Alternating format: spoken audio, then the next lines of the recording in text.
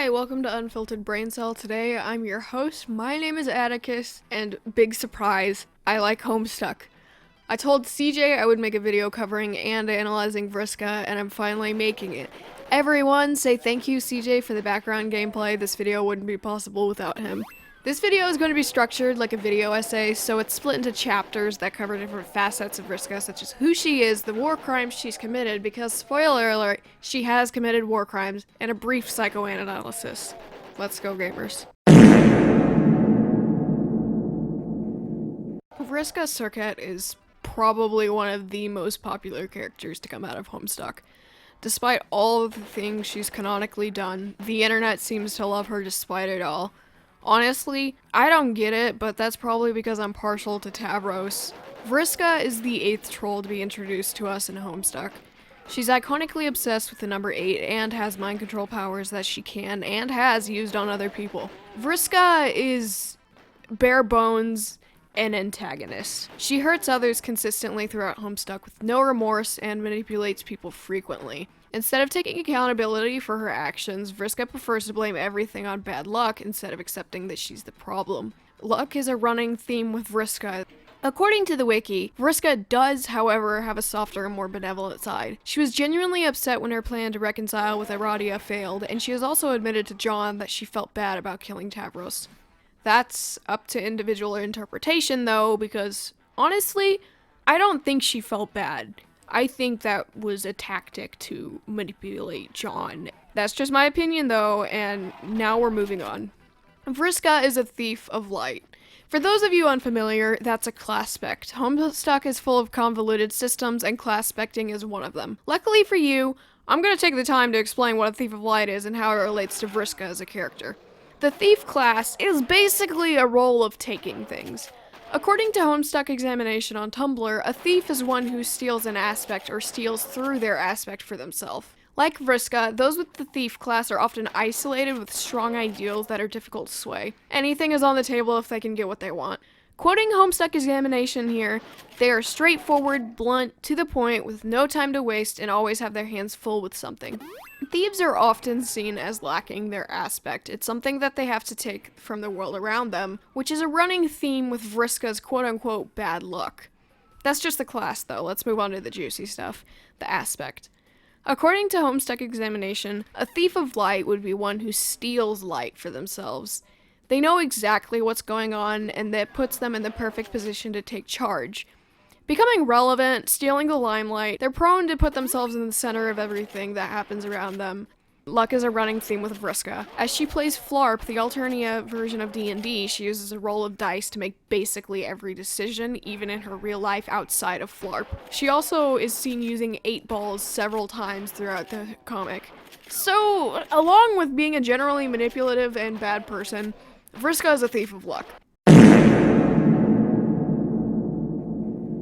Welcome to really condensed Homestuck backstories. Today we're covering Vriska. Like a lot of troll life, Vriska starts with her Lusus adopting her. Vriska's Lusus is a giant spider that eats trolls, which requires Vriska to hunt down and feed other trolls to it. She did this through Flarp, which is basically just D&D. Eventually, Vriska and Terezi made a Flarp team where they called themselves Team Scourge. Vriska's plan was to kidnap and feed the losers of Flarp to her Lusus.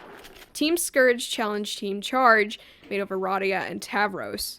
During the Flarp session, Vriska used mind control and several high-level monsters to corner Tavros and make him jump off a cliff, which permanently paralyzed him from the waist down. Aradia was justifiably enraged by this, and despite Terezi pleading for her not to, Aradia summoned the ghosts of Vriska's victims to haunt her.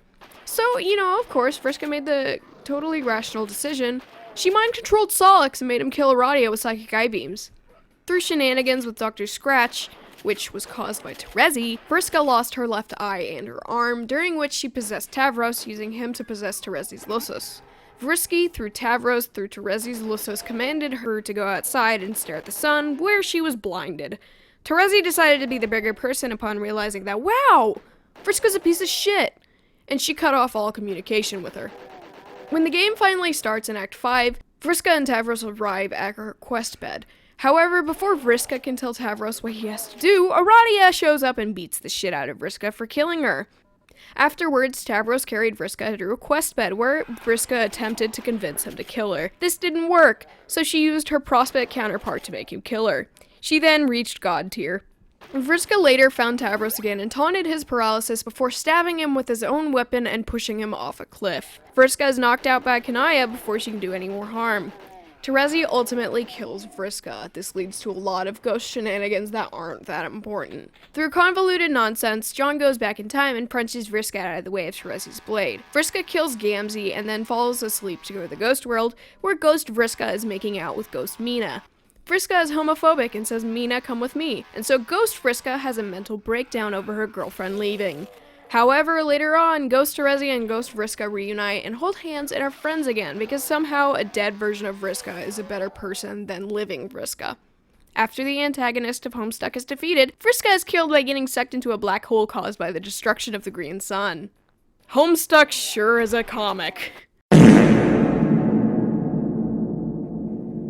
Now we're getting into the fun part. This part is entirely unscripted because it's entirely based on a conversation that we had in the Unfiltered Brain Cell private Discord.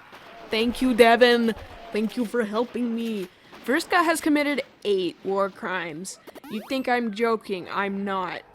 Vriska has killed somebody willfully, tortured and treated someone inhumanely, willfully caused great suffering, destroyed private property extensively, not justified by military necessity.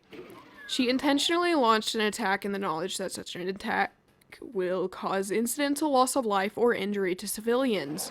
Committed outrages upon personal dignity, in particular humiliating and degrading treatment, violence to life and person, in particular murder of all kinds, mutilation, cruel treatment, and torture. Compelling a prisoner of war or other protected person to serve in the forces of a hostile power.